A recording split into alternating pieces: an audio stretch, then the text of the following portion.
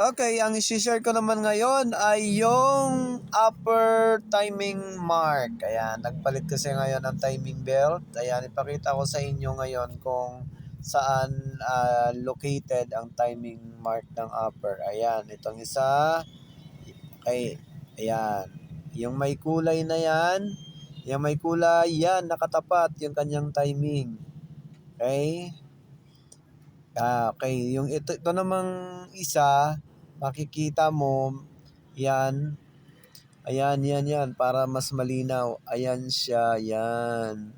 And then, nasa kabilang side, yun, ayan mismo yung kanyang timing, ayun, yung triangle na yun, ayan. Okay, dito naman sa isa, ayan, mayroon namang pintura yan. Ayan siya, ayan.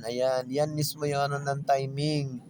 May katapat din siya dyan. Ayan, so kitang-kita yung kanyang timer mark. So, ayan, I hope na mayroon kayong natutunan sa pag-share ko ng timing mark ng upper.